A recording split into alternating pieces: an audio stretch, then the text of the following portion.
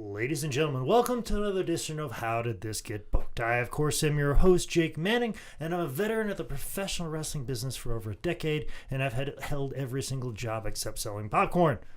I'm joined by a man that I have been in a tag team match with at WrestleCon 3 years in a row. Woo! Zane Riley. Zane, how you doing? Oh, man, just living, being X-Pac's favorite wrestler. Just doing what I can, getting through, doing my lovely podcast, doing this podcast that you and I do as well. And, well, that got awkward. Sorry, I probably should have switched that around. I meant this awesome podcast that you and I do, and then my little podcast I do on the side. You son of a bitch. I'm doing great, Jake. How are you? You've been there for me in my ups and my downs of WrestleCon, and then you come at me. Whole shit ton of downs. We've had more downs. We've had a lot more downs than ups, usually. Especially at WrestleCon. Yeah, especially at WrestleCon. And you come at me in the Manning Cave. Yep, in your own home. In my own home. And you drink my fucking water. Call me shooter. After I fucking give you a fucking fanny pack that says brother on it. It sure does. With my colors, nonetheless. Yeah! They sure are. Were these from then? Hmm? Were these from then? Then? Yes, you said your colors on them. Yeah. And in this show, you're wearing neon green. Yes, I am wearing neon green. And so, did you used to sell these as Mr. Elite? These fanny packs? No. Oh, okay. You said your colors, so I thought maybe I got really whoa, this is a piece of history? I was going to do a bit, but I was like, no, you've already... Did I ruin it? No, you didn't. You didn't ruin anything. I just forgot that I was wearing green in this particular show, and then I was like, I missed an opportunity to do a bit, and then I'm like, all right, let's just tell the truth. Let's see where it goes. Fuck, I'm sorry if I fucked anything up. No, it's quite okay. It's quite okay. Talk to somebody else. I gotta go. Well, it's a good thing I can talk to somebody else. Yeah. This is an episode where we have a guest. We have a comedian joining us today because we've made them watch a less than perfect professional wrestling show, and the person that we have chosen to come down and join us in this adventure is comedian Miguel Osornio. Hey, how's it going? Yeah, you got it about right. You added an R. Damn it! Osornio. Osornio. Yeah. You added an R at the beginning. You didn't need to. You said Osornio. It's all right. No, it's not okay. All right, you're gonna shit talk me on another fucking podcast. I got your fucking name wrong. I'm sorry. I'm Pete. Yeah, no. Whenever I'm on a podcast with someone who can pronounce it right, then I'll shit talk you. But right now everything is good. Oh, you shut your goddamn fucking mouth. So. But no, Miguel, thank you so much for driving up all the way from Atlanta. We're doing this right before we do our joke exploitation show at Visit Our Videos. So thank you for coming in a couple hours. But more specifically, thank you for watching this wrestling show. Yeah, it was a treat. It's really... I'm being sarcastic. It was very bad. It was real bad. My sarcastic voice and my normal voice are the same voice. Okay. Yeah. Well, what's not bad is our wrestling fans that have left reviews. Yes. I want to put that at the top of the show before we go any further in the show, because I want to thank all of the people that have left reviews on iTunes and Stitcher. And anyone that leaves a review on iTunes and Stitcher, you get a free T-shirt. All you got to do is just get up with me via DMs. My DMs are wide open. I know this for sure because I have so many dick pics in there right now that were they're all left on red. That were unsolicited. So if you have left a review on iTunes or Stitcher, just DM me your shirt size and your mailing address, and I will get a free T-shirt out to you. But also, I will mention your name on the podcast until you are dethroned. I will mention the newest review that is sitting on each one of those platforms until you're dethroned. And currently still sitting at the top of the poll is Modern Barbarian on Stitcher and iTunes BK102081. You've been dethroned by Miles Kane. Miles Kane, thank you so much for all the love on Twitter. We appreciate you so much. Make sure you listen next week, Miles, where we give you a little bit more love, but we're going to move right past that. We talk a whole mess about you, We Miles. talk a whole mess about you because here in the Manning Cave, we record our episodes backwards. Mm-hmm. We do a whole wonderful flowery thing for you, Miles, but we got to keep this moving because we need to talk about Miguel and your exposure to professional wrestling. Where has pro wrestling fit in your life?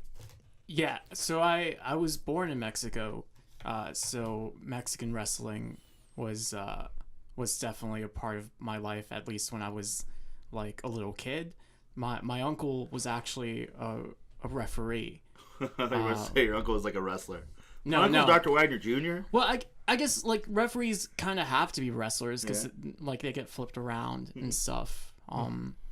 And they kind of have to know what the wrestlers are doing and kind of be communicating with them. Well, they're a big part of the minis matches. Yeah. They get the catch and then the throw and the toss on top, but they got their spots. Yeah. So I was really into wrestling as a little kid. And then when I moved to the United States, I had this one friend who got me really into, at the time it was WWF. But then like just shit happened. It got weird. Like the friend I was hanging out with turned out to be a little bit racist. Yeah. Did he not know going into this friendship? No, he knew I was Mexican, and I think he was cool with it. But then we started hanging out with this third person who was not cool with the fact that I'm Mexican. And then later I found out that the friend I was hanging out with was he didn't like black people. Okay. And that I wasn't comfortable with that. You're just like, why doesn't he like The Rock? Yeah. Yeah. At least half of them. Well, yeah. I don't think he probably knew The Rock was black, but Mine's completely did he different. think the Rock was also Mexican too? I'm like, oh, I've got a Mexican friend. Yeah, he looks like The Rock, so it's probably fine. Probably cool. Not that you're part black, is The Rock part Mexican. Yeah. Okay, cool. Tracks for me. Yeah, so it was just weird, and I feel like not being friends with him anymore made me not as into wrestling because I just kind of associated with like him. And so you're like, oh, so only racists watch professional wrestling? Is that what was clicking in your mind? It was more like I would watch American wrestling, and then I would get like just subtle hints of like, oh, this is like kind of uncomfortable for me. You're like, oh, all of the African American wrestlers are either pimps or militant, angry black men. Yeah. Yeah. And that's it. Yeah. So it just got uncomfortable. And then Goldust walked out in blackface, and you're like, Yeah. whoa, can't do this. But like I would still watch like Mexican wrestling because like Mexican wrestling was always kind of fun a little bit. Like they were just kind of having fun with it. Well, who were your favorites in Lucha Libre? What were the years of this first? So when I was a kid, it's like there was this guy who wore like a silver mask. I don't know why I'm blanking on his name, and I feel really bad about it. El Santo? But he was El Santo. And they made like a lot of movies with him. Oh yeah. In your age, it would have been El Julio del Santo. Yeah, because like he'd have been the son of the saint. Yeah. So it was like his son at the time, and he was really cool. And Rey Mysterio was always awesome. I think he actually they moved him over to WCW. Yeah. So you would have been watching Mexican Lucha Libre wrestling in the early 90s. Yes. So like 94, 93. Literally, I was born in like 89, and I was watching all throughout the 90s. Okay. Yeah, because that early 90s Lucha Libre was unbelievable. Like, I'm very envious of anybody that would have grew up and watched that. Like it was amazing because like they were just all flying around and shit. It was really great.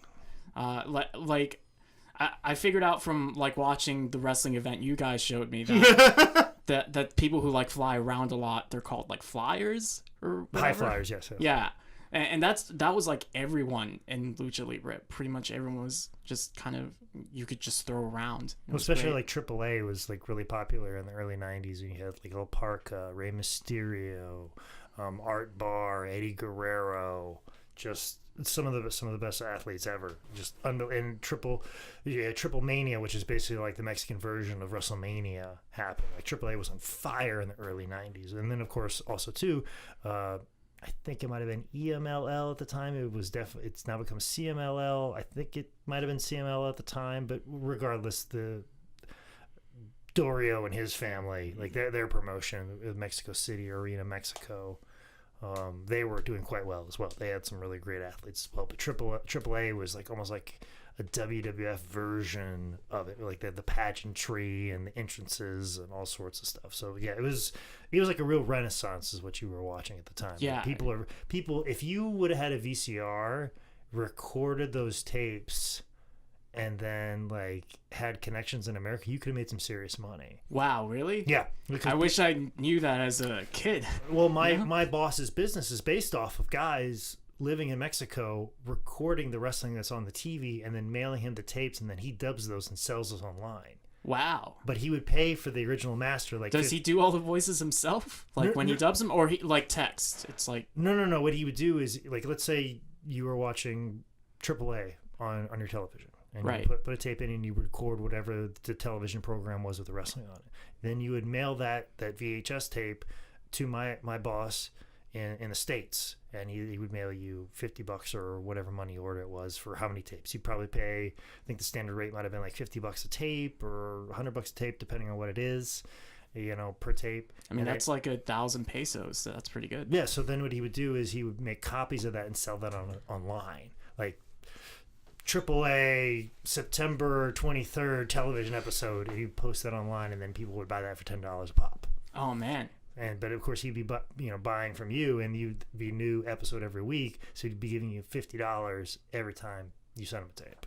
Yeah, I mean, if I knew about this business as a kid, I would have had way more chocolate just to sell more. Well, that's the thing is my boss was good friends with a guy he hadn't met for 10 years, Rob Viper, Rob Bahari, who lives in Canada. He lives in Toronto. Like, my boss was good friends with him for 10 years because they would just talk about Lucha Libre, and they would find certain tapes, and Rob would be like, hey, there's this guy that recorded, this Triple Mania. He has a tape of it. I can get him to send you a copy so you could sell it on your website. And they just became friends, like trading tapes. Like, this guy has this tape. This guy has a guy that records all the CML episodes. This guy records all the TV specials. This guy records this and this place. This guy has all the Japanese tapes, and you can send him. You can buy master quality from him, and you can go that route. So that's how tape trading was. So. Yeah, I mean that sounds like a pretty dope business actually. Just kind of passing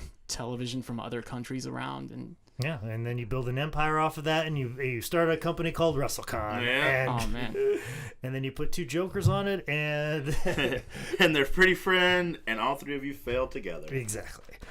But speaking, we're not bitter though. We're not at all. But speaking of failures, back to me and Jake. Back to our topic of discussion today.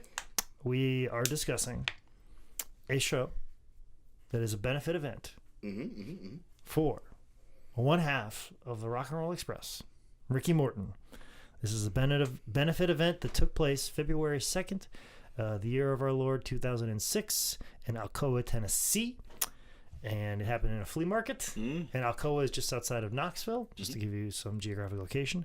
But there's a special note on the back of this DVD that was sold via highspots.com, because this is a benefit show. This is a special note that's on the back of the DVD, and I'll read it verbatim, where it says, please note that the proceeds from the sale will go to pay off attorney fees associated with Ricky's incarceration and child support. It says it on the tape, huh? Yep. Yeah. Whose call was that? I think that was to let people know why this was put out and what this was what the benefit was for. And of course, when this has been put on a website and people just associate, especially in 2006, oh, you guys are selling DVDs of this. You guys are making millions of dollars off this event. Of course. Well, there's also production costs. There was us being there. And usually, typically, in a sense of a benefit event like this, what Michael will do is not like, oh, like, for everyone that you sell, I will give you, like, let's say we sold this for $10. Okay. It takes $2 for the cost of it. And he's just like, all right, well, every time I sell one, I'll give you $8. Yeah. And we just do it like that. Yeah. Typically, in a sense, what happens is a wrestling event like this, DVD wise, would make X amount of dollars, and that's a small amount. Yeah. But what he would do is he would give an amount that's much larger than that. Like, he probably would give $5,000 for the rights to film the show and release it. Now, he's never going to make $5,000 off this particular show. I hope not. But he's like, all right, Ricky needs the money, but what I'll do is I'll film the event and I'll make up as close to the $5,000 that I donated for this, which I think is pretty close to the amount. It was several $1,000s that he put towards the attorney's fees for the rights to film the show. But much like everybody on the show, they're donating their time, which is very gracious for AJ Styles to drive all the way from Georgia and wrestle a match and bring people in for a gate that's hopefully all that money ended up in Ricky's attorney's hands to help him get out of jail, and David Young and all these other guys. But some of these guys, I don't know if you need to donate your time. I'm in the main event. I don't know if my time helped Ricky at all. Probably not. Probably not. He went back to jail. Like I looked into it. Oh, okay. You did some studying, huh? Yeah, cause I just knew it as like a benefit for Ricky Morton. Mm-hmm. I didn't know what he needed the money for, and just finding out that it was he just hasn't been paying child support, so he went to jail. That was crazy. And but apparently, like I think in 2010 or something, he was arrested again for like the same thing. Yeah, well, part of the problem with the child support issue was that his child support payments were adjusted according to his current salary while he was employed with WCW. And then, of course, a year or two later... So it went up really high, but then it wasn't readjusted. Yes, because he was let go, or he quit WCW shortly after, and then he's on the independent scene, and obviously his money, he'd have to hustle a lot more for, but obviously his income is much lower now. And also, too, his expenses are much higher now because they're not covered by a large company. So he is obviously not making the money that he was when his child support payments were adjusted. And Tennessee is very big on locking people up for child support. Just ask Jamie Dundee. So Don't ask him too much anything if you've seen his Facebook anytime recently. Oh, okay, yeah. Just saying the hard ends everywhere. Well, then that circles back to Miguel's whole point before. Yeah, you won't like Jamie Dundee either. Were you friends with Jamie Dundee growing up? Was that the other friend? No, Jamie Dundee would have been the third friend. Yeah, Jamie Dundee definitely would have been the third friend. So Wow. Okay. So stay away from him. Stay away from him. Cool. So I think it's kind of the particulars of this whole show. I remember being on the show. I remember going to this show, and actually, you can see me running ringside camera. Yeah. Yeah, I'm the main event of the. I'm the last match to say I'm the main event. I see Dory pop up, but I didn't really. Like I said, what? Oh, Dory's the worst ringside camera guy ever. He was just up on the apron at one point. He looked like he was part of the match at one point. Oh, I was up on the apron too. Yeah. But, I was getting them good shots. Yeah, but you were a third of the size of Dory. Mm-hmm. But it's funny that a guy who's wrestling in the title match later in the show is running ringside camera, and then I switch it off to Bobby Houston, who is in match number 5, and then he does the remainder. Nice. And you're like, well, this guy already wrestled. How can you run ringside camera? Doesn't matter. So many fucking wrestlers on the show. Yeah. It's all a goddamn blur. I counted. There were at least, like, the final number I got that actually appeared in the ring were 47. And yeah, I couldn't keep up. There was so much going on, and just and being there was exhausting. And from your description, the very first match isn't on this. Yeah, there was a lot of people that were mad that their match wasn't on here or their match was clipped. Wait, so there were more matches than the 15? Yeah. Oh fuck! How long was the show? Well, that's another thing too. Oh, forever. Jesus. I mean, by that time Chris Hero wrestled for 24 solid hours or whatever he did. I mean, it was ridiculous. Everybody's trying to get on the Ricky Morton Benefit. I would do it for Ricky. I'm like, nah, I don't think you need to do this for Ricky. Yeah, maybe you stay at home. That helped Ricky. All right, Sean Steels, I don't think we need you. Yeah. Jay Steele, you can be here, but Sean Steels, no, we don't need you. Yeah. Yeah, there were a lot of people that mad because their match wasn't on here, when really this whole thing was about to benefit Ricky. And then people were mad because their match was clipped because Michael from High Spots didn't want to do a double DVD set or a triple DVD set. He's just the like, time of 2006, you couldn't get all this on one DVD. Yeah, he's just like, no, cut him short. I was like, I don't care. Just keep the AJ and Shannon and keep these certain ones in their entirety. I think it's crazy that of all the matches that they had, the 15 that they picked were that bad. Like it just what were the ones that got cut? Yeah, like how bad were they that they were like, well, these are the ones that we're putting out. Were there any names of note in the matches that got cut? Like, would you have seen a young Bahari, or would you have seen a young Well, see, that's the thing. Charlie Dreamer? Well, that's what's weird. Like, if we want to get into like match number 2, if we want to just we can. We might as well. Because number 1's not fucking there. Yeah. Well, no one's there. The UWA Tag Title Tournament Finals, that's there, because that's got like. No, that's there. There was a guy with like sexy in his name. Yeah, Sexy Boy Lance, the Pillager, Regulator Steel, like that was a match. The 8-Man. Yeah. No, the 8-Man. No. Zane Dawson. Oh, okay. Never mind. There was Come back up in my mind. Yeah, but it was really like only like 1 minute. Yeah. And it just like you just do it. I basically took the beginning and then right into the comeback, and then you get the finish. That'd be why I didn't. Yeah. Okay. Yeah. If you blinked, you would have missed match number 1. Thank God I did. Do you guys know if Sexy Boy Lance at any point in his life ever had like a 6-pack? Or like, was he sexy? ever? Yeah, like was he ever in any way attractive? See, that's like a weird thing, and I fucking hate it because we get fucking students that come in all the time, and they're like not attractive at all, and they're like, I'm gonna call myself Sexy Boy Peter. Because I'm not sexy. You get it? It's ironic, and I'm gonna get so much heat because I'm like, I'm so pretty, but I'm not. You see how that's gonna anger people? I go, oh yeah, I know, because people have been doing it for 30 fucking years. And I'm the only one that's mad right now. Yeah. Oh, so that didn't make me mad. It just made me confused. Yeah. No. The guys do that from time to time. Like, oh, I'm gonna be ironic. Like I call myself Slim. Yeah, like Right. like Zane, he's definitely looks like a guy that would say, I'm Pretty Boy Zane. Yeah. Oh, I'm gonna be Slim Fittins. Yeah. That's gonna be my name. Yeah. Like that's Hold on, that's something that's done. Slim Fittins Zane Riley. Do an old shoe shine gimmick. Scratch that. Yeah. Good idea. Yep. I apologize. Don, take all this out. Yeah, take all this out.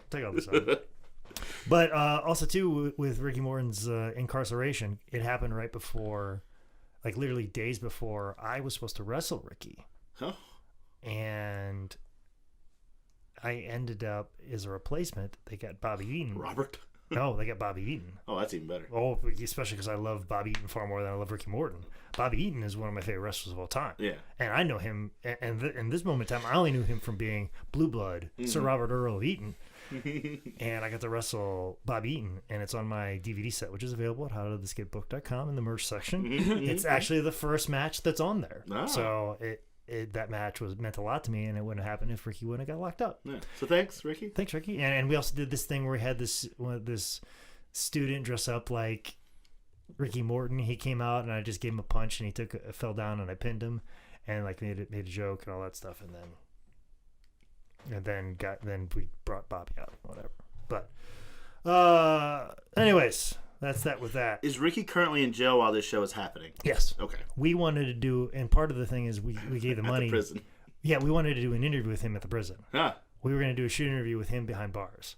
Oh, that's cool. That was what we were trying to like give more money towards, so we can get, because we paid for the rights for this show, and then we also paid to do a shoot interview with him, and we were trying to do it in the prison, but it was going to be a bigger headache than possible, so we did it as soon as he was released, and I was in charge of filming that interview and asking all the questions, and in that time you had to like it had to be at least 90 minutes for a shoot interview, bare minimum 90 minutes. So for high spots, or for high spots, yes. And I sat down with Ricky, and he gave me 42 minutes, and allegedly, I think he faked some tears, and then walked off the set. Did he break out of prison? You said he couldn't do it in prison. So he walked. He squirted some tears, walked, and as soon as he got behind the camera, he goes, "Was that good?" Wow. You were like, yeah, wow. If this was 50 minutes from now, it'd be great. I was like, no, that was half of what we wanted. So that's never seen the light of day. now that we have the network and we have the ability to release short stuff like that, I may just release that. Just see what happens. I love Ricky. Yeah, but I do too. I told him ahead of time that we had to do an hour and a half, and I had a whole list of questions. But I asked a question, he went off on a tangent. He told an emotional story. He started crying and then just walked off. And then as soon as he got behind the camera, he was like completely fine and not emotional whatsoever. That's just truth. That's gonna bring him in, brother. That's just truth. It's just what happened. I still love the man, but I felt that was How- not fair to me. How was the acting? Did you think it was like legitimate? I was a little taken aback. Like, I don't know what's going. Oh my gosh! Like, is he really? It's one of those things you don't really know because it kind of really crying right now? yeah, because it came really much out of nowhere because he ramped up to an emotion. Oh, And then he fucking like got to a place that was very like a high point, but he's like, wow, that was real fast that we got to this level of emotion. And then he just walked off. I'm like, wow, maybe I hit a nerve somewhere. And then he's like, nope, I'm fine. Yeah. Cut, print. Yeah. So I was like, Sell that on your little DVD store. yeah, never did. And Michael, and I only bring it up because Michael yelled at me for it. Yeah. It wasn't my fault, but I got yelled at for it. What did he expect you to do? Ricky, sit your fucking ass down. Yeah, I Talk for 50 more minutes. I told him we need to finish the rest of this, and he said, nope, that's it. All right. So I don't mind telling him because I got yelled at Yeah. at my fucking job because of this, and I told him what we expected, and my boss expected more, and I got fucking yelled at for it. So I don't feel bad that I'm sharing this. Yeah, Ricky, you're not listening. And sharing this in a negative light, but you've been cool to me ever since. Yeah. And you've been nothing but good and kind to me. But on that day, that was a little unfair. That was not that day. That was not that day. So if you feel like you owe me 50 more minutes interview, step up. And also, too, when we're speaking about shooter interviews, we were supposed to film a shooter interview with AJ Styles for this event, and I was before the show started, I was fucking told by my boss that I have to go find a place where we can film a shoot interview with AJ Styles in this flea market, which is open. And so you could hear the music from across the hall, and there's like no place that was quiet to film. And I was just getting yelled at, and then like I started yelling at other people, and then people were like, why are you yelling, Jake? Because I'm getting yelled at. And like, is that why they make reference to it in the show? Yep. Oh, so that was legit. You were legitimately just yelling. Because I was getting yelled at, so and like I was like, I'm trying to find a place, but I'm getting screamed at, and that's causing me to scream at people. Yeah. And then everybody labels me as the angry one when I'm the one being told by my boss that I'm a fuck up. Yeah. That's weird. Because I can't find a room in an open flea market shed. I can't find someplace that has fucking 4 walls in it, because the only 4 walls that exist are the ones that are encased this entire open area. So I legitimately thought that they were like trying to play you up as like the bad guy in the match. Nope. And I thought it was weird because like the things that they were complaining about, it's like, oh, like he's yelling at a camera person or whatever. And I was just like, that's a weird way to try to make someone a bad guy. like you're giving me one side of the story. Like, what did the camera guy do? Well, like, fucking Dory was the worst camera guy ever. Mine was like, why is he just yelling at why is he just yelling at like camera people, not really the fans? Maybe you should yell at them, get him in this match some. Yeah, nope. Well, it doesn't matter. They weren't into any match. Definitely in match 1, which we kind of. There's a shit ton of people there though on that one side. I don't know what the other sides were. Early in the show there were, but by the end there weren't. Hour 7, there. I gotta go. So even like diehard wrestling fans were like, I'm out. Yeah.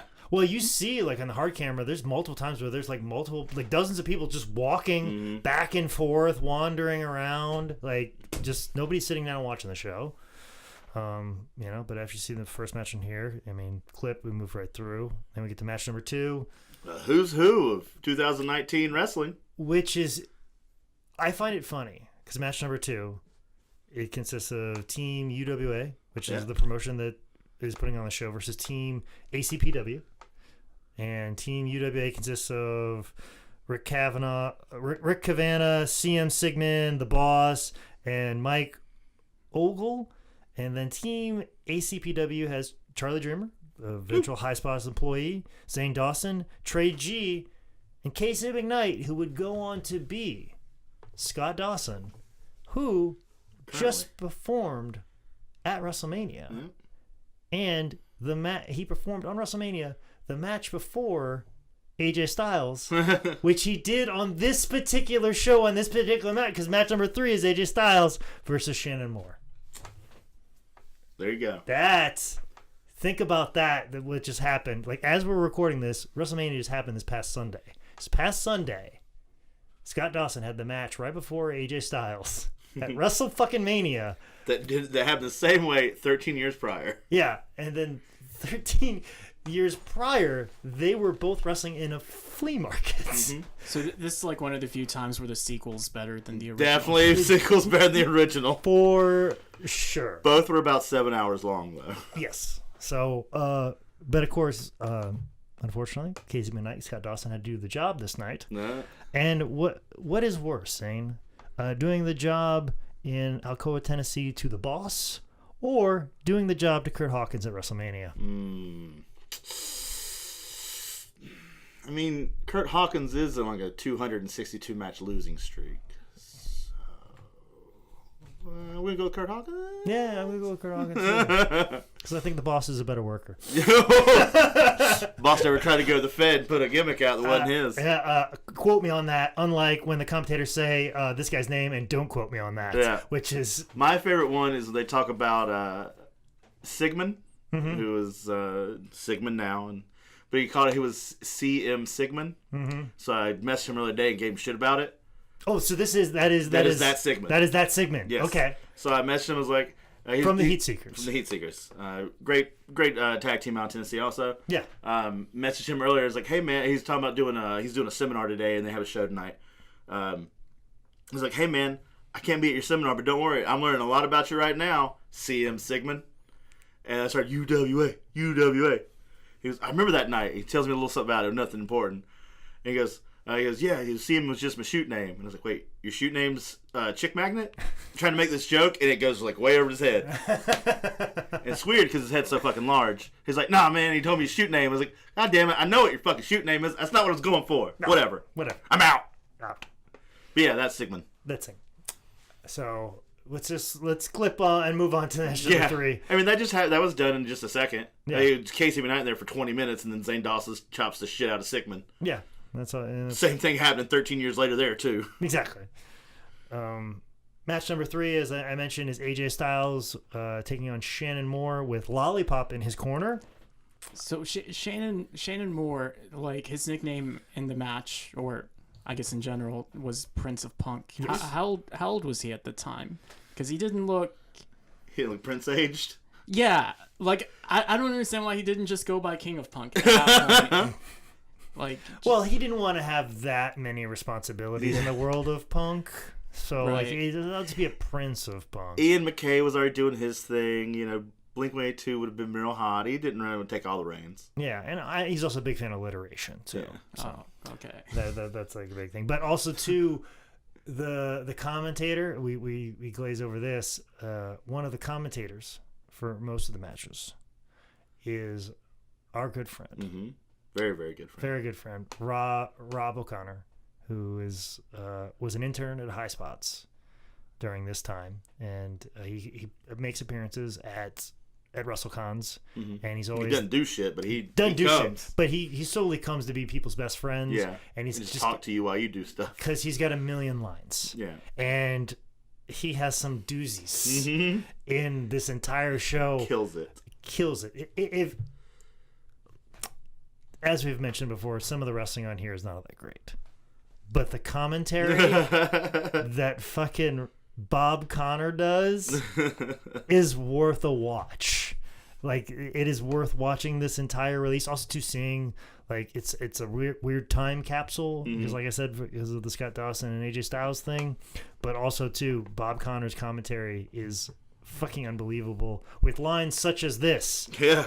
That, Lollipop is playing the Nancy to Shannon's Sid tonight, and I'm not talking about Sid Udi.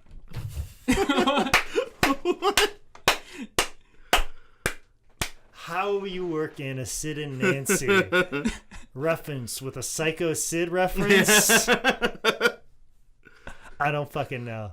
I just that is some next level commentary shit. I'm just saying. AEW, I knew you got Excalibur, but I'm just saying, look at Bob Connor.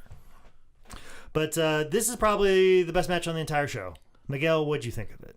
So, one thing that really stood out to me was Lollipop, because it it did for the referee as well. He had to shoot Woody, and I am mad that I didn't keep in the shot where you can clearly see his fucking heart on. Him with a bone. I was trying to give him some respect, but now as we sit here 13 years later, I'm like, no, I should have left in the shot of him with full wood. Wow. So. Yeah, I was more distracted by like the commentary about her, because I didn't really see her as like doing anything really sexual. Like, her name was Lollipop, so she was sucking on Lollipop, but she wasn't doing it in like a provocatively sexual way. So I just found the commentary kind of out of place. I'm gonna tell you I'm gonna say a statement, and I don't want you to think that reflects on me as a person. It was a different time back then. No, I mean, no, you're 100% correct. She was attractive, but it was just kind of like it felt kind of like she'd been Lollipop for a few years. This is probably like the 365th Lollipop that she's been sucking on. She's got tired. Diabetes. Like, the most fun that she had was when she was actually in the ring. Like, that's when she perked up. But anywhere outside the ring, she just kind of seemed bored.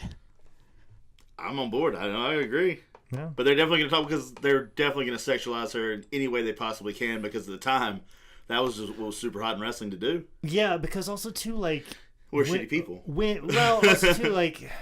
Not to try to defend it in a way, but maybe more explain it, is the fact that women in wrestling, there were so few of them and as few and far between, and when you had an attractive woman interjected in an extremely heavily male-dominated field, it was like, what's this beautiful woman doing here? You know, it was just like, it'd be like doing a USO show with just as many military men as possible and a few service women. Like, we're talking like the ratio is like probably 57-1 female, and then let's just bring in Pam Anderson. Yeah. Are these men going to act like normal fucking individuals? And most certainly not. Are they going to act like gentlemen? Most certainly fucking not. Are they going to act like decent human beings? Most certainly fucking not. They are going to ogle. They're going to make every comment possible, and that's even if it doesn't make any doesn't sense. fit like the idea that Lollipop provided the opening. Wow, that's a real dirty line, Bob Conner. Especially in the context that he meant it. Yeah. So, yeah, it was a different time, and I'm glad we don't live in that time anymore, because I like that. But no, you're right. I mean, she wasn't doing shit. Yeah, it was just bizarre to me. Like, if she had been like more sexual, then the commentary would be like, oh, that makes sense. That's the character she's trying to play. But she just seemed bored. She's just trying to get the fuck out of here. Yeah. And hence why she kept hopping up for a cue way too soon. Yeah. So I fucked up. I fucked up again. But I fucked up. Got Match it. Good. Got it. Did it. Match was good. Probably. Show's over here, technically. You could hit. He could shut it off because getting better. Bob Connor's got some good lines, but not as good as that fucking Sid Vicious line for sure. But match number 4 definitely was going to come down anyways, and unfortunately, Menace and Charles Long didn't bring it back up. I didn't know Menace had been around that long. Oh, Menace has been around even longer than this, and he's still on shit today. No, Menace he was in CZW. Oh yeah, that was 2003. No, so he's been around forever. Fucking ever. He's been around just as long as I have. Yeah. So, and we're both in the same exact spot. So on this podcast, yeah. Special guys, surprise! Menace is our guest today. Oh shit! Hey, you're Menace. Cool. Let's move on to match number 5, and it makes it like a third of the way through this fucking show, and we get there with a 6-man tag team match. Well, of course. With Casey Thunder, James Storm, David Young taking on Stark, Bobby Houston, and Tracy Smothers. Bobby Houston and Tracy Smothers, this was the match where we're like, holy shit, Bobby Houston looks just like the illegitimate son of Tracy Smothers. And they say that so many fucking times on commentary. And Bobby Houston was actually a guy who I met in Springfield, Illinois, and I brought him here to the High Spot School because Michael liked what I brought to the table as an intern and hired me as an employee. And he goes, hey, do you know any more guys that know how to video edit and could come in and kind of do what you do? Because I want more guys like you. So I told him about Bobby, talked Bobby into coming here and moving here and living in the High Spot's intern apartment. And he moved out here and he flourished right away and got a lot of opportunities real fast because he was a tall, good-looking kid, knew what he was doing, some good fire, and then he had this tag match and he's standing next to Tracy Smothers. I'm like, holy shit, you guys look the same. We booked Tracy Smothers to wrestle Bobby, and he had this amazing match that went like 30 minutes with Tracy, and then like in front of like the local crowd here, like, oh, Bobby Houston's a star, you know. And then Tracy really took a real shine to him, like, hey, you know, I don't really want to. I don't have a lot, you know, don't want to tag with Chris Hamrick so much anymore, but because I got to do all of Chris's stuff, or I just kind of want to just work a little bit, where Bobby wants to work a little bit. So then they started tagging together, that's cool. like taking him around. And even Tracy, he'd been going over to the UK. He got Bobby Houston booked on a UK loop for like a few months. Like a camp? No, like for a fucking like loop, like at fucking like 1PW and like good shows. And of course, Michael from High Spots is like, if you're gonna fucking go over and not make me any money in the office, you need to load up your suitcase full of merchandise and make money over there. Which then when he went through customs with all this stuff, they turned him right the fuck around. No. Oh man. I'd have like throw it away. Just throw it all away. Throw it away. He still went to the UK, right? They sent him right back. They let him stay for 24 hours and then flew him back. Wow. Oh. So he missed out on all this opportunity to do a whole loop, and he was super depressed about it. But at the same, you know, not to fucking put all that on Michael, because all Bobby had to do was just go in a line and not declare anything. Yeah. And just roll the dice. Yeah. But he went through the wrong payoff would have been the same thing if he got caught or not. Yeah, but he basically, when they said, do you have anything to declare? And he goes, oh, I got a bunch of wrestling stuff in here. Like, you motherfucker. Like, he also almost missed his connecting flight to DC to get to the UK because they changed the gate on him and he wasn't paying attention. So like it was troubled from the beginning. But it was not meant to be. It was not meant to be, but he had a very good opportunity at the time, and it kind of stumbled a little bit. But this was the beginning of something that could have, and it's just the way that everything goes. Like I know there are guys on this show that could have, in a different time, if they came up now, would have been far more successful. Yeah. And we'll get to them when we get to them. We'll point them out. But there's guys on the show like, no, he should have been a big thing. But just because of this time right here and wrestling the way it was, it just wasn't to be. And sometimes it's just luck like that. Like if Bobby would have just went through the right gate or said, I got nothing to declare, he could have gone through the UK, got a little steam going, and he could have been... Could have been Hangman Page. Yeah, it could have been.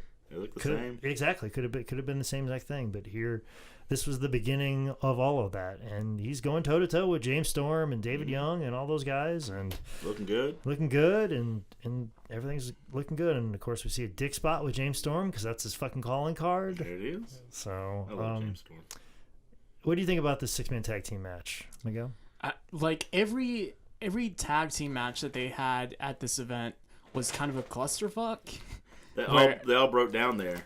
Yeah. And they all probably were called in the rings. So you got guys coming in that don't know what's going on. Yeah.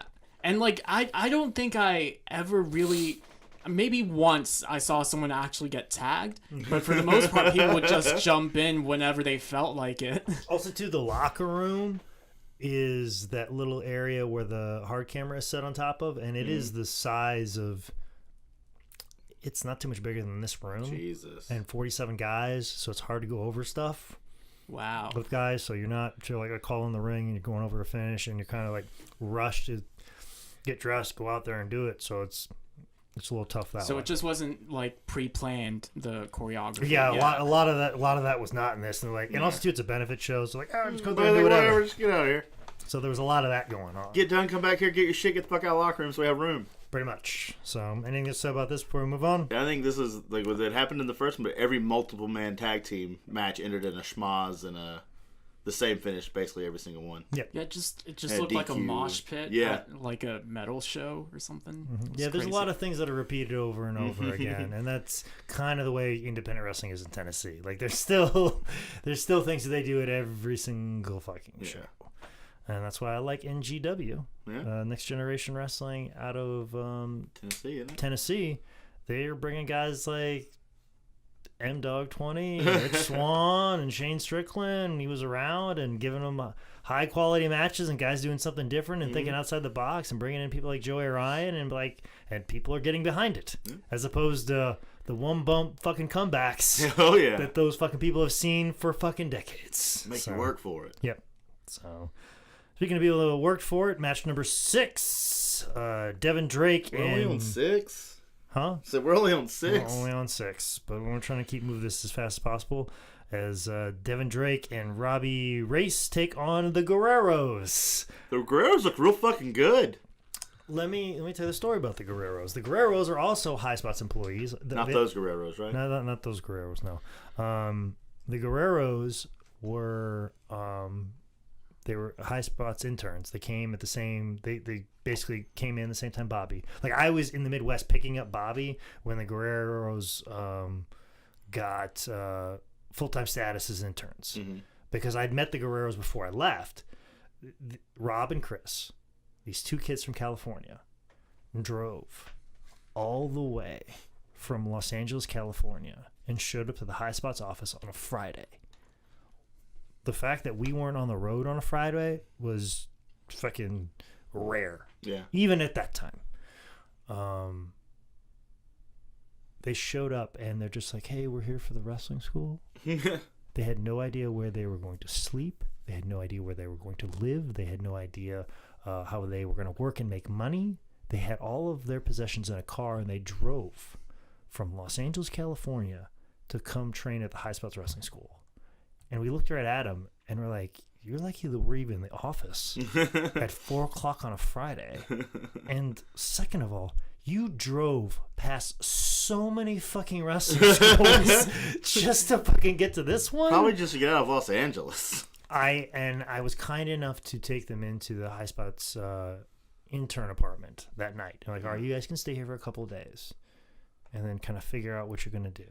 And then they kind of just went off, and then I didn't see him, and then I went back to Midwest to pick up Bobby. And while I was out there, Michael called me and said, hey, Rob and Chris, the guys that are here, they're going to be interns, and they're going to, like, pull orders and do stuff. But Rob, the short one, he ended up getting a job at Bank of America. And so then but they would go to George's training class every Tuesday. Of course, Bobby was there. I was there. And George, he gives people nicknames. I was Bullet Jake Manning. That's why I'm always Bullet. And Bobby Houston, the reason why Bobby Houston was Bobby Houston because he looked like Sam Houston. Sam Houston, yeah. So that's why he got Bobby Houston. And of course, anybody who's Mexican is Guerrero.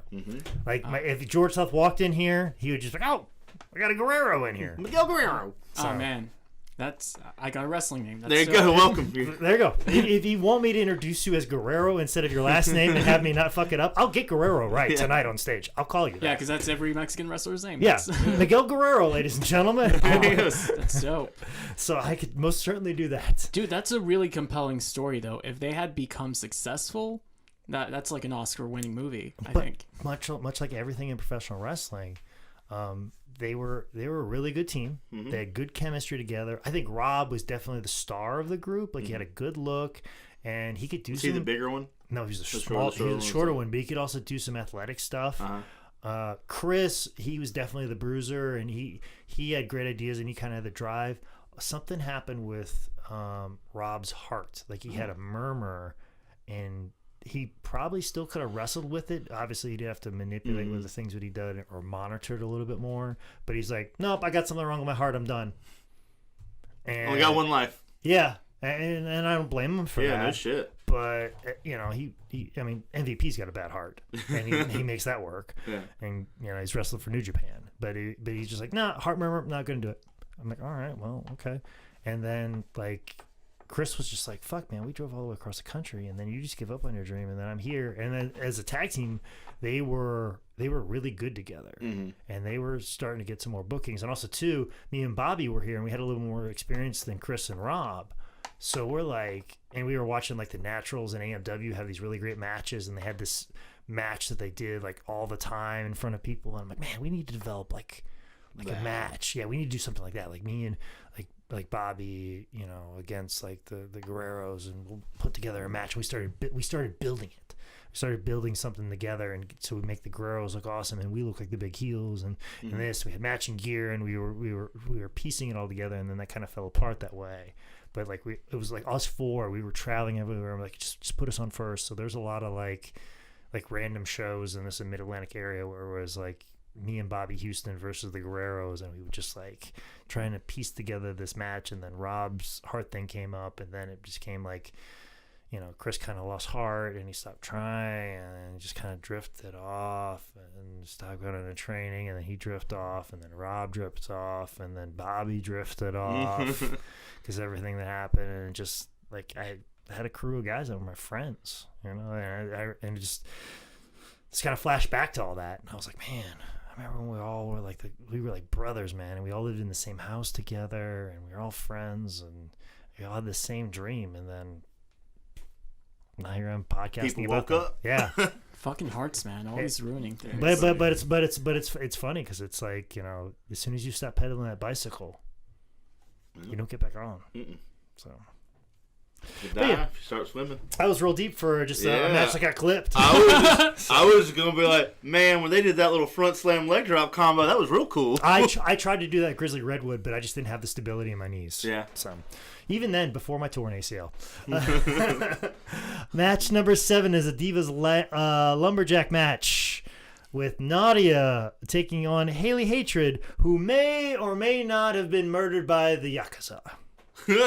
Really? Yeah. Wow. That is the rumor going around because nobody has found Haley Hatred in years, and Jessica Havoc is quick to tell everybody that she was murdered by the Yakuza or Yakuza, however you would like to pronounce it. Your call. Your call, A or B.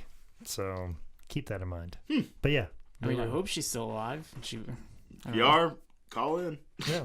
Haley Hatred, holler at your boy. Yeah, why do they call them lumberjack matches? Because people are on the ring and they throw them back in. Oh, okay, cool. Like a lumberjack fight circle. I like how I gave him an explanation that made no fucking sense, and then you came in with something that did make sense, and I was like, nah, fuck you, Zane. Yeah. but anyway, I love the fact that you gave that like kind of vague explanation. He was like, oh yeah, okay, it makes perfect sense. I don't know. I said it. Yeah, because it's all about conviction. Conviction. Yeah, all we about know conviction. about that. That's for sure. Conviction and roll bags. Exactly. Yeah, but there was like a lot of commentary about just, if lumberjacks look like that, there'd be a lot more wood in Canada. Yeah. Oh man. The fat fucks were the worst. Mm-hmm. They both the managers. Oh, Mr. Terrific is the worst. Oh man, he is dead now. I hope. From the Yakuza or the Yakuza or Yakuza-san. Yes, I hope so. No, he used to book guys. He used to book Greg Valentine all the time, and then people would call him on the phone as he's sitting there next to Greg Valentine at like an autograph appearance, and he'd pick up the phone and be like, "Hey man, I'm just doing good. I'm sitting next to Greg Valentine." Like, just drop Greg Valentine's name to make him sound more whatever. It's more important than he is. Yeah, but this is women's wrestling in 2006. My, what a way it's come. Thank God it has come where it has come. Yeah. It's crazy that like 2006 wrestling was like 1950s advertising. Yep. Oh yeah, like we have come leaps and bounds, and we have so much further to go. Mm-hmm. Especially if the rumor that I heard about the reason they put the 2 belts on Becky Lynch is because Fox doesn't want any women's wrestling on their Fox show. Why not? That was something that I heard in passing. Oh man, which I don't think is true. I hope is not true. And that would be real shitty. You sign this Fox deal, and they're like, "No, we don't want women fighting each other. No chicks fighting each other." So they're like, "No, we're gonna have female wrestling only on Raw." That would be pretty fucking shitty. Awful, especially since there's such a large talent pool. Yeah, but that's allegedly as well. Allegedly as well. Don't hit us up, Dick Ebersol.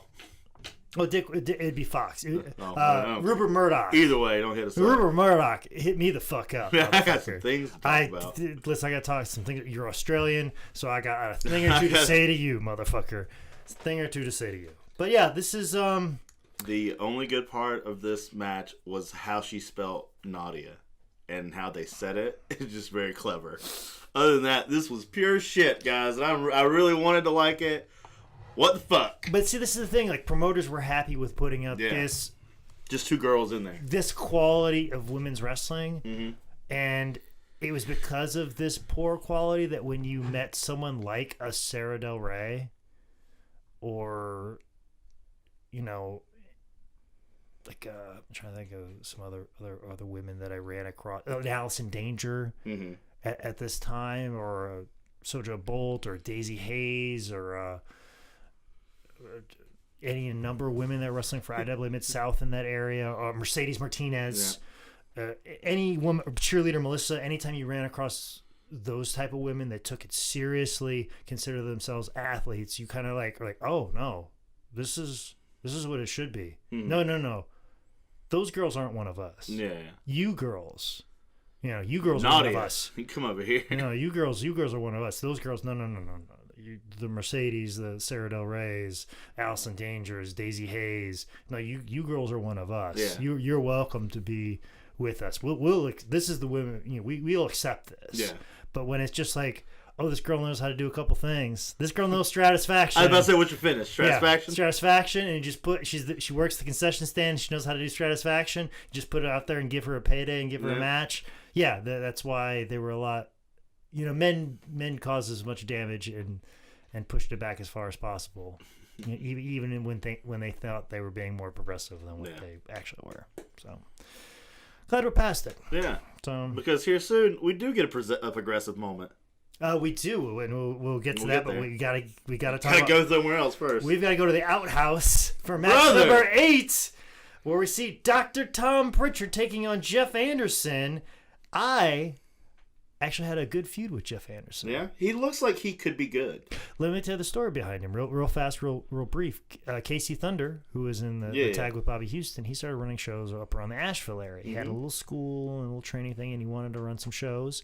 And, he asked me, Caleb, and Cedric, like, hey, you guys want to come up and wrestle on Sundays? Yeah, sure, we'll come up. And Mike Lee also, too, was wrestling. So all 4 would come up, wrestle whatever students he had or any of the other guys there. And we'd do it for, like, $20 or $30, whatever it was. Then, as long as we had enough money to go buy, get a buffet on the way back 20? home, or so, 2 for $20 or something like that, we were happy. Yeah. And so he was just making up the cards when we got there. And he was parsing people out, and then all of a sudden, he had good matches. Then all of a sudden, he just he looked at me and looked at Jeff Anderson. I'm like, you guys are the last 2 left. I've paired everybody up. Why don't you 2 wrestle each other? And Jeff were like, okay, well, who wants to be the heel? Who wants to be the baby? And it's just like, he goes, and I was like, well, I'm normally the heel all the time. And Jeff's like, yeah, I'm the heel all the time too. And I'm also older. It's gonna be tough for them. And so we didn't really know. And I'm like, why don't we just go out there and see what the fuck happens? And we just called it out there. And then it was very clear people got behind me right away. And then all of a sudden we're like, okay, well, I'll be the baby.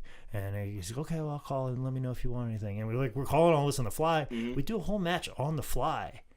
And somehow it gets over. Like nobody really cared that much about all, because it was the first show and people didn't know how to take it. And it was in a strip mall. But we started wrestling and people really got behind what we were doing and had good chemistry with them. And I get to the back, I'm like, I want to wrestle this guy some more. So then we started doing this feud, and I was going up there every Sunday, and we were building to this big show, and we were going to do this bull rope match, and we were going to run the Asheville Fairgrounds. And Casey, all the shows were getting better, and we were a major part of the show. And then he ran a building that could hold a couple hundred people, because this little studio in Asheville could only hold 50 or 80 people, but it was growing slowly over time. So let's go to some place where we can get 200, 300 people in it. And then fucking 12 people showed up. And you put the company under. Yeah, we put the company under. So funny you mentioned Casey Thunder, that whole situation. I never worked for him. I was going to go work for him one time, and I got into a wreck on the way. Oof. And he shut his company down the very next show. Yeah. So there would have been an earlier time where our paths would have crossed as well. Yeah, it was... I remember that, and I remember Jeff Anderson, and I don't know if I would recognize him on the street today, but if he's like, hey, it's me, Jeff Anderson, I would give him the biggest goddamn hug. No, because I had such fun with you. I had been a babyface before this, but this was my first time really understanding the nuances of the babyface, and it was because of Jeff that I was able to explore the nuances that I use today. So I learned a lot from wrestling him. And, Dr. Tom, he's the trainer of Kurt Angle and The Rock. So and they just put him in a street fight. Yep. Where it ends with them putting the other guy in an outhouse and covering himself on pudding. Yeah. What? So there was no actual shit. Yeah, there was no actual shit in the like. I never saw anyone go into that outhouse to like. I didn't see the outhouse there until it was time for that spot. Yeah, I never noticed it. It was only when O'Connor referred to it as like, I'm not sure if this is an outhouse or the right field fence of the Metrodome in Minneapolis, Minnesota. Honestly, this was personally my favorite match. Yeah, really? Because I loved how. How that one guy set the tennis racket on fire and just hit him in the back with it. Like, that was the most exciting thing to happen the whole show for me. Like, holy shit, there's fire and blood. That's amazing. That was back to Mexico. That was the peak of the event for me. Well, this is right before intermission. Yeah. Just to let you know on the show. I remember they had to clean that match. They had to clean that ring up. I remember this being right where they took intermission. Yeah. 8 matches in. Mm-hmm. And so it was pudding instead of like shit. Like, it was definitely pudding. But I remember that. What was the blood real? Yeah, blood was super fucking real. Oh, they barely acknowledged that he was covered in fake shit. Yeah. They almost like he wasn't at all. They did not put that aspect over whatsoever. And you can see him like in the outhouse, like putting the shit on him. And, like, he's trying to make it look real good. And they don't give him the time of fucking day about it. Well, it's weird that there would have been shit in an outhouse that nobody used. Nobody used that outhouse. We just assumed that everybody used it. Yeah, before everybody got here, we all shit in here. I liked that they constructed 4 walls in the middle because there was no 4 walls anywhere in there. I looked for a private room to film a shoot interview. You should have filmed that interview with AJ Styles in that outhouse. Yeah, it was either there or the fucking locker room. Those are the 2 options where there's only like walls. Imagine trying to find someplace with 4 walls on a fucking football field. Ugh. That's what it was like. But that match happened. You guys enjoyed it. I liked it. It was good. It's fun to watch. I really compared to everything else on here, it was a goddamn masterpiece. I fucking love both men in the match. Yeah. So, match number 9. The only person I love in this particular match is Jay Steele and Sean Cruz. They're from ACPW. Everybody else, I don't know except for Gypsy Joe. Is that Gypsy Joe match? Yeah, Gypsy Joe. This 4-way tag. Is the really fat guy in there Stephen Fry? No, that's Angus. That's definitely not Stephen Fry. No. This match happened. Clip. Love Jay Steele. But just looking at this match, I was like, yep, none of these guys voted for Hillary. Yeah. Especially Gypsy Joe. Really, because he can't vote. But whether they voted for Trump or not, neither here nor there. I guarantee none of these guys voted for Hillary. Yeah. They might have left that part blank on their ballots. Definitely Gypsy Joe didn't vote because he wasn't with us. Yeah, what? Match number 10. Intergender. Shane Matthews. Here we are at progressiveness. Shane Matthews taking on Crystal White. What the fuck ever happened to her? Oh, she's still around, brother. She's smoking in this. Mm-hmm. And you should check out her Instagram at Urban Heiress. I looked it up. Thank you. You better. You don't get a lot of good signal here in the Manning Cave because we're so deep down in the ground. But yeah, but when I leave, look up at Urban Heiress. She is still go Hawks. Go. What was the other team? Cyclones. Go Cyclones. That was actually like a pretty well choreographed match, like compared to like everything else that was kind of a shit show. But I wish there was more fire and blood. That's your one critique? More fire. The blood can be questionable depending on location. Yeah. Location. Exactly. I remember Michael Highspot's my owner of Highspots. Your owner. You got it right. My owner. I know what I said. Say what I said. He loved this match, and he's just like Shane Matthews is the best. And he also loved Crystal and booked her on like the Dangerous Divas and like booked her to wrestle like Tracy Brooks. But really, Crystal is one of those girls that just got thrown to the wolves, like knew just enough. Like all of these moves that she did with Shane showed her beforehand.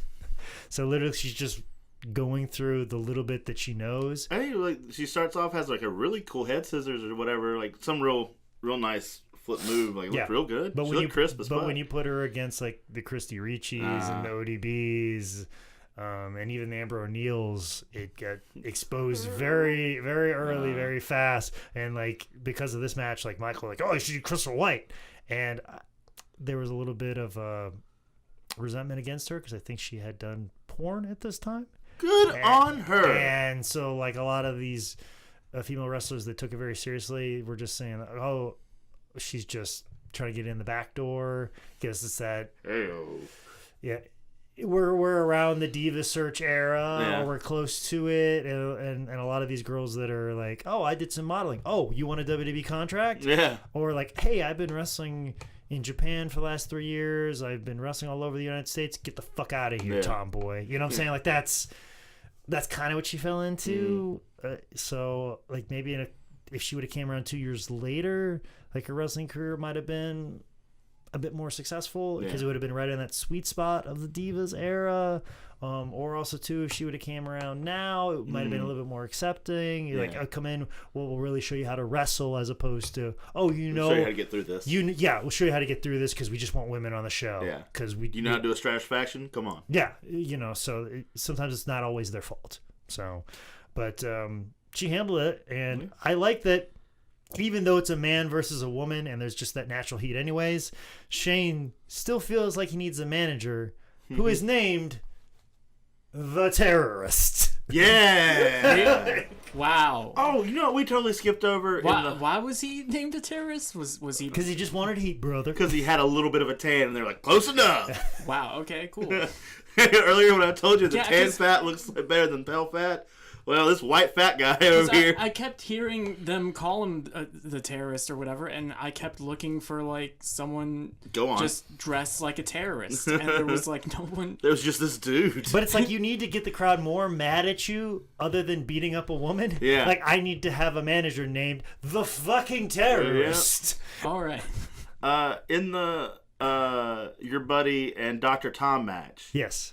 He had a manager that we didn't even talk about. Oh, there's a lot of matches where they had managers where we haven't talked. We have glazed over at least 8 managers. Yeah, but none of them were wrapped in pink boas and had pink fucking canes and a furry hat. Touche. Who was he? I don't fucking know. Man, that guy, like, everything that I hate about the gay stereotype wrestler, like the what a straight man feels a gay wrestler is and how they portray it, he was everything.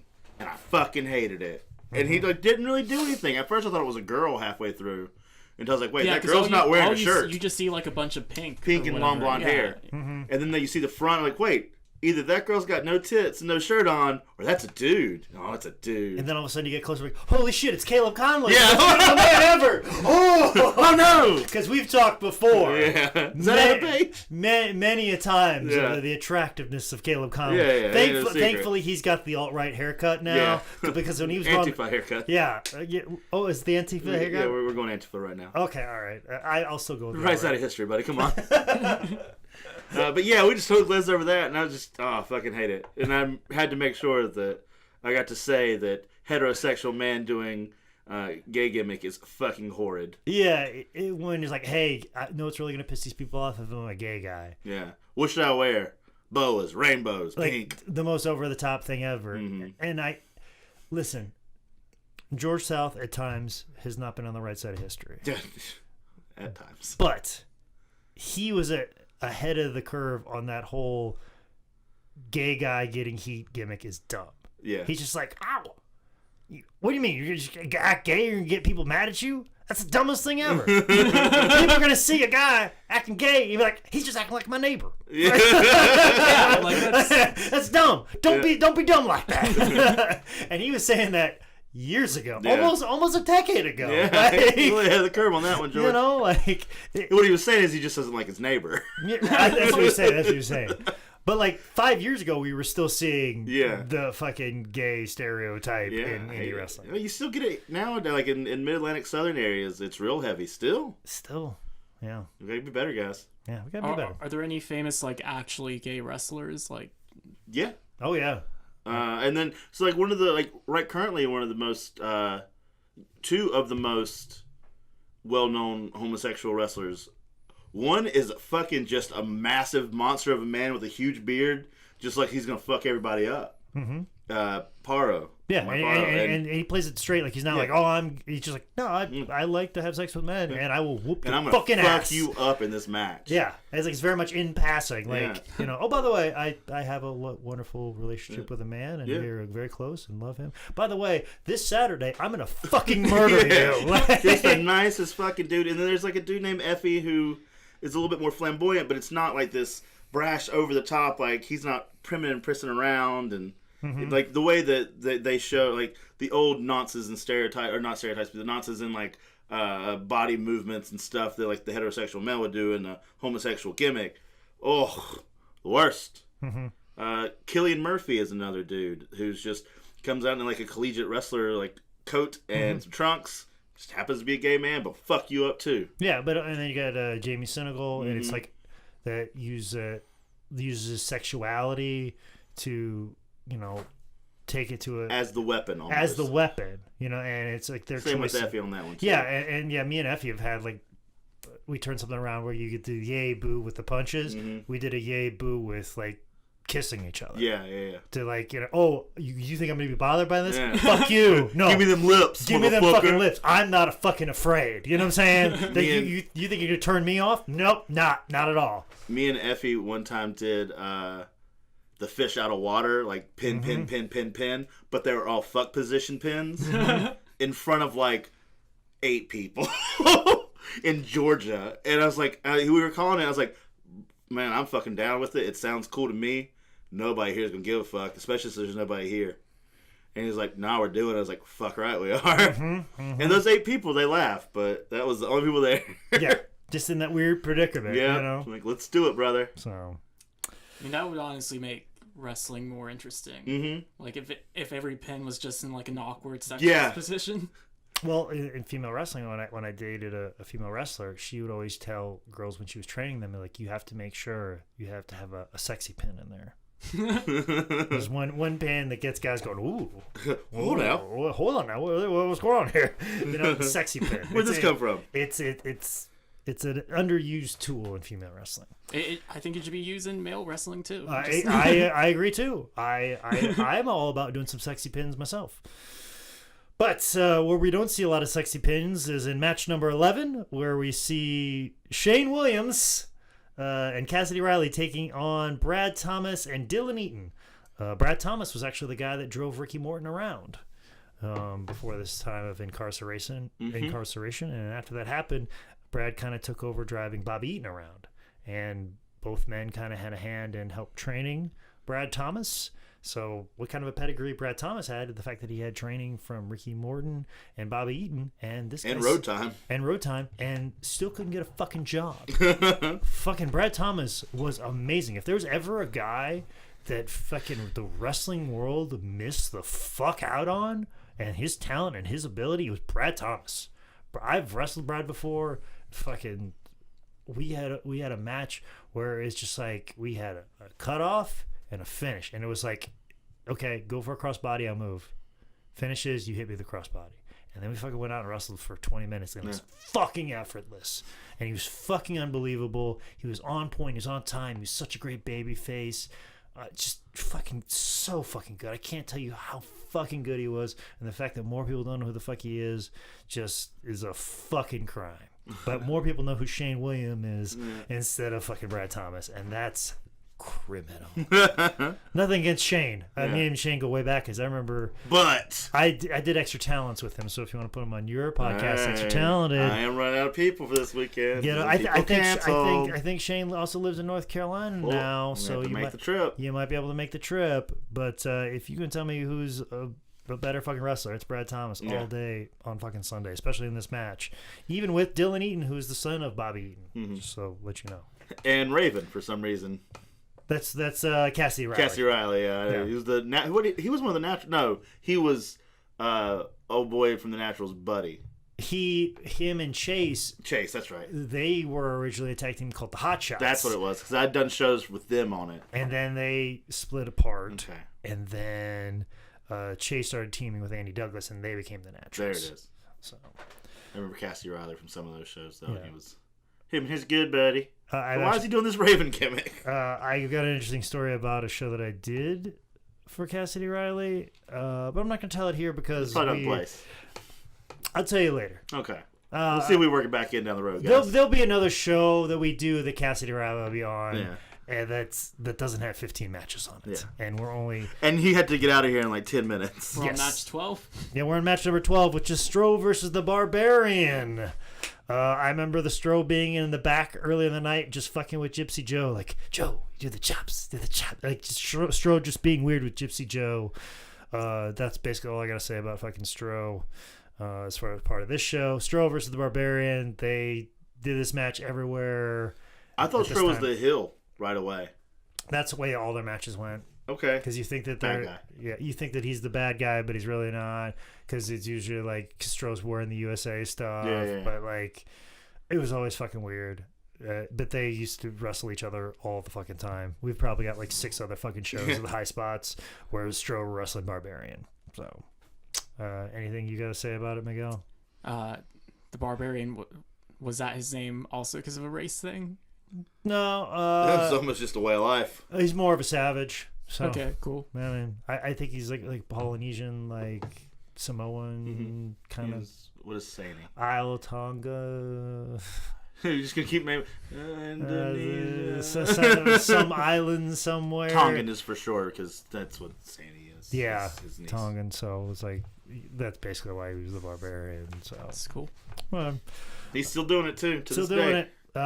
Looks just the same. Looks just as good as ever. Not too long after Stro had his run with the Barbarian, I had my run with the Barbarian. Barbarian likes to grab onto somebody and say, hey, if you book me, make sure you book this guy so I can wrestle him. He did that, and I did my tour of duty, and Stro was doing his tour of duty doing this.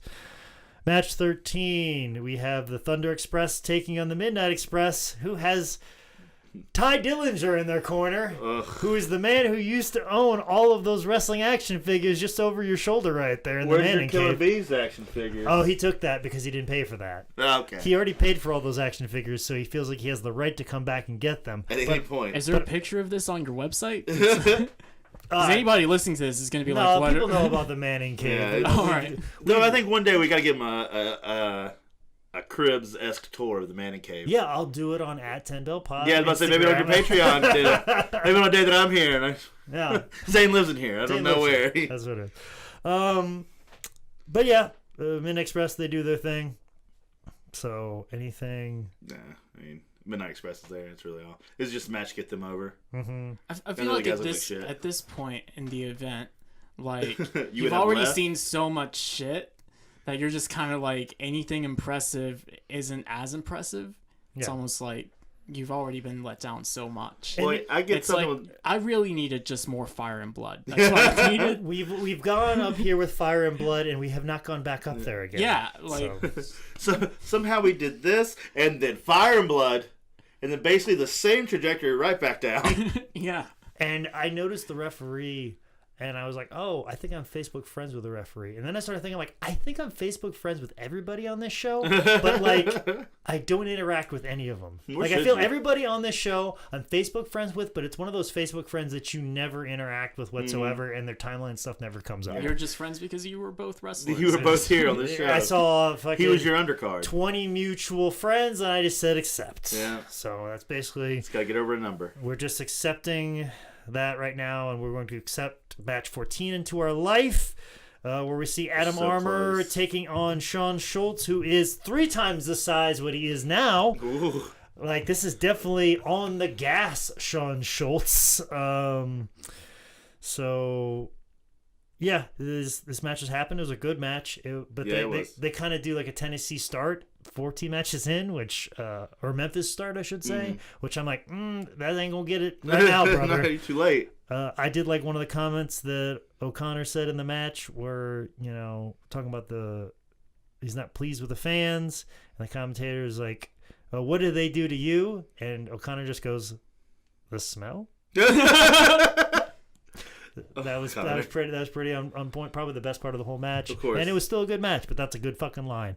Write that down. Let's get into it. So let's not waste any more fucking time, because Yeah. we've talked about 14 matches, but let's talk about match number 15, the UWA championship match Ooh. with the champion, Chase Stevens. Lay it on me. Taking on Dave Pillman. Death row of Dave Pillman. Death row, Dave Pillman. Taking on, from Minneapolis, Minnesota, Ooh. Jake Manning. Mr. Elite. Mr. Elite, Jake Manning. Yeah. And like tight neon green. Wow, brother. I was pecker checking the whole time. Like, look at this little fucking hog. Look at this guy. You know, and I looked at what my body is. I'm like, okay, my body's all right. I could have been a little leaner. Gentlemen, I still have those green trunks. Oh. Patreon, go put those on, brother. Are you wearing them now? No, I'm not Did wearing. you make this fanny pack that you gave me out of them? I'm not wearing them now, but I'm telling you what I'm gonna do. Yes, you are. I'm gonna go to the office at some point in time before this episode comes out. I'm gonna put those green trunks on, and I am going to take a picture of these trunks, and we're going to see the difference between From Beef Daddy Jake Manning to mechanic or the machinist Jake Manning. yes, the American Psycho version of Jake Manning. Almost. What is the new one? Wait, we got the American Hustle version. There we go. Of Jake Manning right here at this Ricky Morton Benefit show, and then now the American Psycho version of Jake Manning, which now lives. So I'm going to get these green trunks on, which are very faded right now. I know for sure they're very faded. All the sun use. Yes. Wrestling outside at park. Yeah, because this was during the time I'm doing a lot of fair shows, so it's all sun faded trunks. That's too bad. They don't still glow. But Miguel, you've known me for a while, and you know that I'm very bad at pronouncing last names. But what did you think of my wrestling in 2006? In 2006. And you don't have to protect his feelings. You don't have to protect my feelings, because trust me, there's already another podcast telling me I'm a shitty fucking wrestler in 2019. Yeah. So. Yeah, I mean, you were definitely getting beat up on. He felt bad for you. Yeah, it was weird because they were trying to make you out to be the bad guy, but like I know you as a person, and also like the way they were making you out to be a bad guy was like, oh, he screamed at the camera guy, and it's like, who gives a shit? I want to scream at these camera guys. I'm also stiffer than a virgin on prom night. Yeah, that was a good one. Oh shit, yeah, that was commentary. And he made a reference about MySpace in this too. Yes, he did. About your MySpace friends. And I was going to choke him like his name was Allison. Was MySpace a thing in 2006? Well, I thought at that point. MySpace was definitely a thing. This is before my whole incident with Miss Oregon.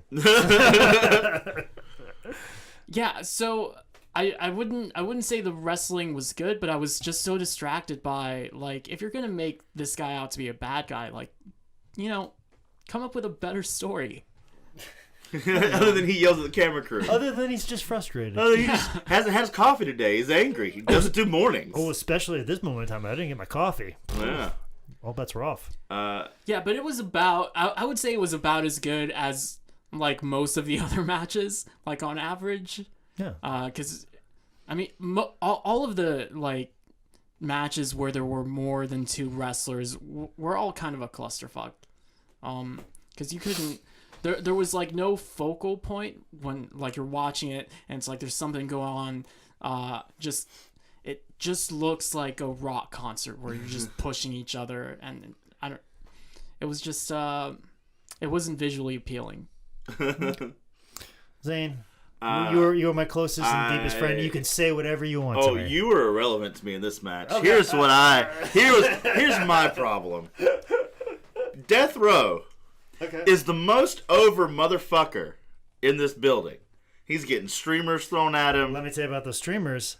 You see me throw streamers. Mm-hmm. I've never done this before since. But when they threw those streamers in, and I was just being a heel and wanted to throw them back, I picked up one of the balls of streamers that hadn't completely unfurled. So I had like a ball of streamers that was free and didn't have like a tail on it. And I threw it as hard as I could and get the whole whip of the hands like pitchers do and fucking plug somebody right in the fucking chest. Whoa, like in the audience? Yes, in the audience. And the guy, when I hit him in the chest, it was like his eyes like bugged out like, oh, I can't believe somebody fucking that just happened. Nailed me fucking as hard as possible. And it was the guy that actually threw them in. Nice. So it was like, of the sea of people, I hit the right fucking person in the right fucking spot as hard as fucking possible. God, that's great. If that had been filmed, that would have been way more impressive than most of the entire show. Oh, it would have been one step below Blood and Fire. Definitely far more impressive than any of the flipper forearms I threw in this fucking match. Were not fucking impressive. So you got Death Row. He's over as fuck. He's getting streamers. I would have liked for Chase Stevens to also be heel, but I get it. Because I want to like Death Row the most. But then you guys have that little interaction, and I assume Death Row is a baby. You guys have that little interaction of like, help me beat him up. Mm-hmm. And he doesn't lay you out. And I was so upset that he would be like, okay. And then you go, and like, where'd you go? And then he just fucking beats you up a little bit. So that was a letdown. And then when he got up there to actually hit Chase, was the weakest fucking arm across the back. And I was like, I'm out. This guy sucks. I'm done. Yeah, but he put on a Hulk Hogan shirt. He did, and fucked that spot up left and right. Mm-hmm. It took forever to get that on. Man, well, it's because he had that big-ass jumpsuit. I know. He had a lot of... He was Death Row. He had a Hulk Hogan shirt on. He was kind of heel. Was that kind of his gimmick? Or? I don't fucking know, man. Or they were like, hey, man, it'd be funny if he just did the Hogan spots. I barely talked to him at all. I don't remember even talking to him at all during this. Yeah. I remember Chase just kind of laying this all out. Like... Yeah, what was the thing with the Hogan shirt? Like, just he wanted to be like Hulk Hogan and make a comeback. Hulk Hogan has this very specific finish to a match. And we didn't do any of the block punches. No. Well, it looked at one point like he tried to throw an arm up there like something would block or something was happening, and he just never did it. I remember. He put the finger in it like he just punched you a couple times and pointed at you, and then you sold an eye gouge. Yeah. And that was about what we got. Yeah. But Hogan had this very specific this big boot leg drop in, and that was every fucking match. And so they were trying to do that. Some people do it for a little fun. People laugh and they nostalgia or whatever. Yeah. Right. And he fucked it up every time. So, yeah. And Chase Stevens is what Chase Stevens is. He's what he's always been. I've always liked him. He's always been great to me. He's had the exact same match. Came in at the wrong time. Yep. If he would have showed up now. Or he just showed up in fucking late 70s.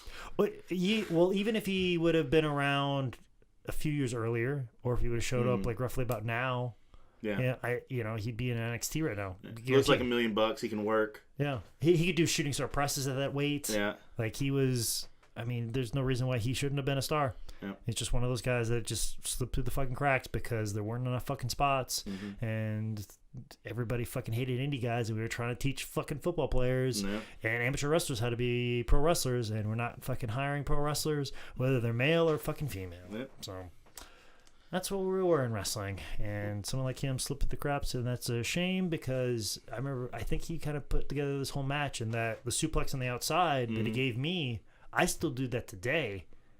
And I remember him grabbing me in a suplex, and he says, roll. And then that's how you take that. But it looks vicious all the time. Yeah. So, like, one of my favorite things to do when I wrestle with somebody outside is grab them in a suplex position and tell them to just fucking roll with it. You know, and it works every fucking time. It's easy. It's a good little bump. And I got that from him on this particular night. And there's that footage of it. So, I thought I was going to hate everything that I fucking did in this match. It's okay. It's one bad. I mean, I really kind of added it up. It was a learning experience. Your chest and arms looked really good. Yeah, I probably need to lean out a little bit more in the midsection. That was always been my problem, and the only way I've ever leaned out in my midsection is by losing all the fucking weight in the world. But I'm probably like 2.5 years in at this time. And, oh shit! Well, you look great for 2.5 years in. Oh yeah, because I got in August of 2003, and this is February of 2006. We both got it about the same time. So, but yeah, not bad. I was a little apprehensive about the main event, but it definitely held its own amongst 90% of the rest of the fucking show. Yeah, and it was a long fucking show, but 90% of the show apparently wasn't even on the tape. Yeah, no shit. So I guess 180% of the show. Well, from what you saw, Miguel, what'd you think of the show? It would have been a lot cooler if there was more fire and blood. Said that about literally everything. We hear you, Miguel. I don't think that the pudding was necessary. Like the pudding that was fake as shit. You know, if you're gonna have shit on your show, make it real shit. Might as well be real shit. Yeah. I hated how they undersold that shit. If they'd have been like, oh, can you smell it? The putrid smells coming from that outhouse. That kind of thing. Everyone Vince McMahon seemed would've really sold cool it. with the smell. Yeah, it was like, there were oh, people okay. just passing by the outhouse like it was nothing. So Hell yeah, it smells like my daughter. What about you, Zane? Oh, don't watch this, guys. Guys, don't. Not even for O'Connor's commentary? Yeah, okay, for that. If you... So, like, what I do sometimes when I watch these things is, like, I'll put it on, but then I'll also play video games. And then, but there's, like, matches where he's not even commentating, right? There's, like, one or two. Yeah, skip over those. Yeah, that guy. I don't know who that guy was. But I'll watch it to, like, know what's going on and, like, look for moves and stuff and just mindlessly play video games or do something mind-numbing on the side to kill the time, make it go a little bit faster. Yeah, if you can just watch it, if you can listen to this in audio form and pretend like you're just listening to it on the radio, it's rad. Okay. Does Ricky Morton still need the money? Well, I mean, his kids are too old to get child support. Yeah, so that's really just aged out. That's aged out. His son Kerry Morton, lovely child. He's gonna be something special in this world. Not a wrestler, but not a wrestler. He's gonna be something special. And I remember him when he was a child, and he's going to be something special. So watch him on his fucking journey. And he does a lot of theater and like Broadway-esque plays. He's a really big singer. He's a really good singer. I'm going to check him out. And and Ricky really turned his life around from this whole experience. Like a few years later, he kind of like finally saw a doctor after like a long stretch of time, and his doctor was basically saying that like, hey, the blood that's in your system.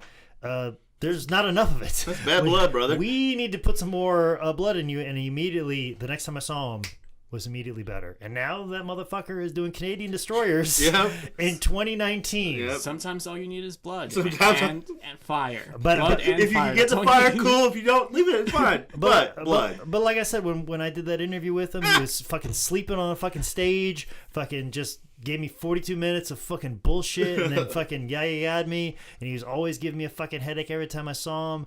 And as soon as he fucking got a little bit more blood in him, he has been nothing but a joy in my life to see every time I see him.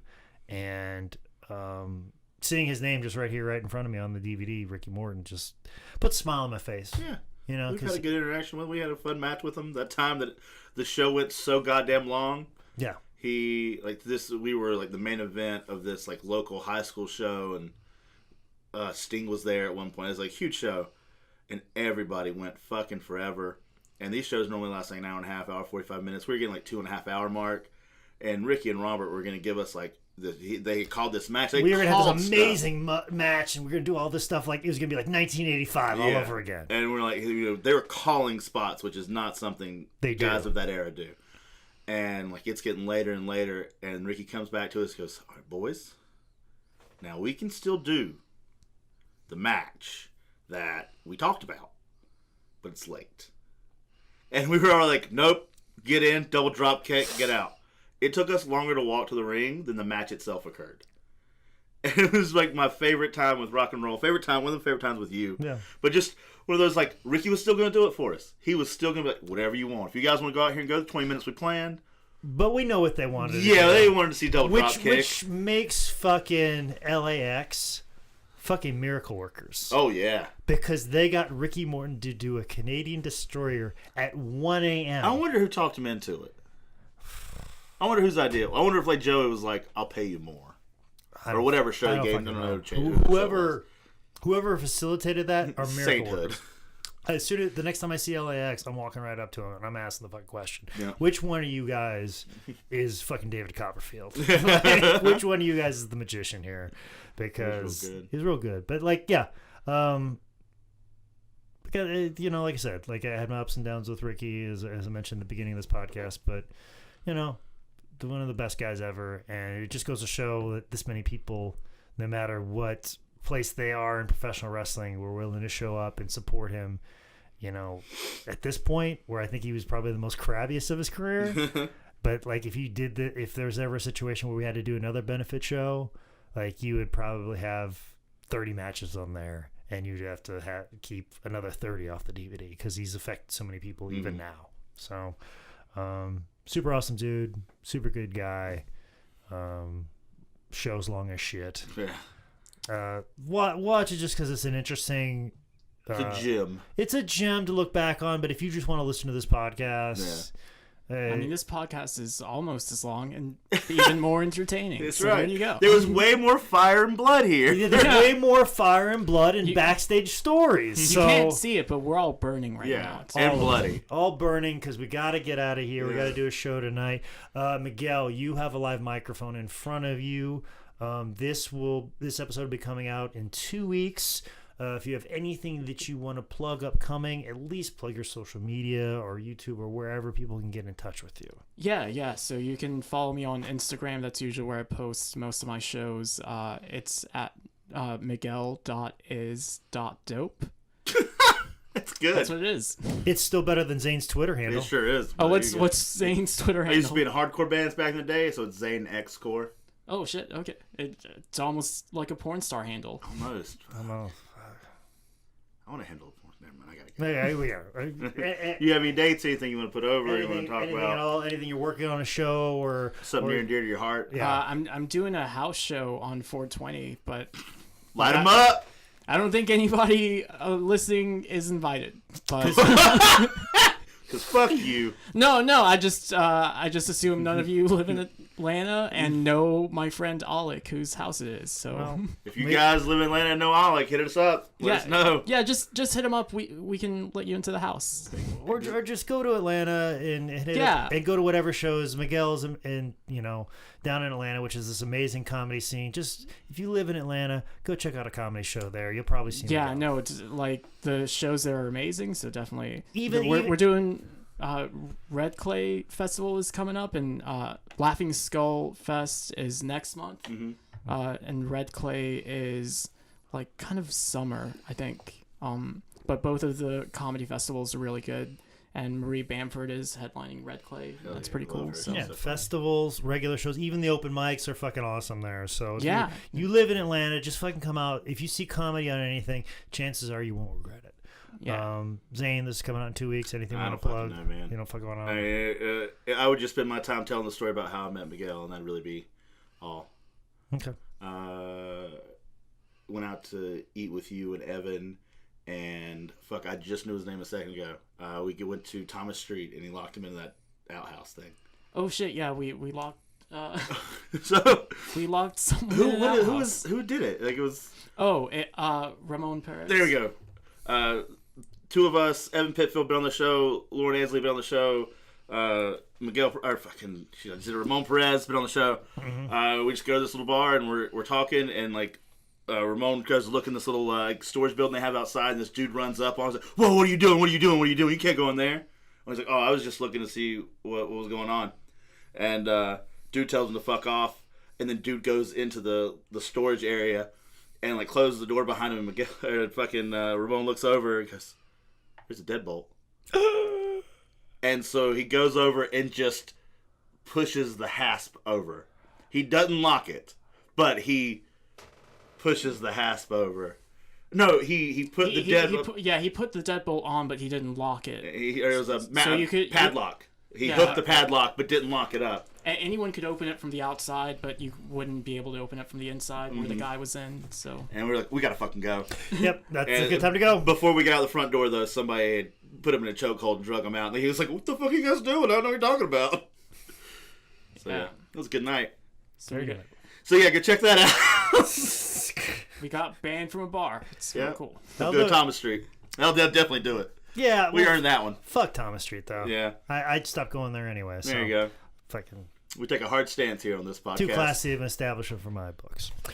But what's not a classy establishment is how did this get booked, guys? If we missed anything, or if you one of the 47 wrestlers on this show, and you're like, "Hey, you clipped over the discussion of my match," please yell at me again at Manning Scott Manning on Instagram and Twitter, or email me at Jake at sslshow.com. That's an old email, but it still fucking works. Make sure you go on to howdidthisgetbooked.com for more information about our upcoming shows. The next show that we'll be discussing is actually an episode of the A-Team, and I'll be posting it right there on howdidthisgetbooked.com. So make sure you check out How Did This Get Booked to watch the A-Team episode that we'll be discussing on the next episode of How Did This Get Booked. Make sure you once again subscribe on iTunes, Stitcher. We're now available on Spotify. If you switched over from Stitcher to Spotify, please take a screen cap and let us know, and I'll retweet it and let people know that we are now on Spotify. This is something new, and I want to let people know about it, so please do that. But make sure you leave a review so that I can mention your name on the podcast, much like Miles Kane and Modern Barbarian. Woo. Ladies and gentlemen, this has been another edition of How Did This Get Booked? Whoa. Well, there's you get the second whoa there. Yeah. You have them all.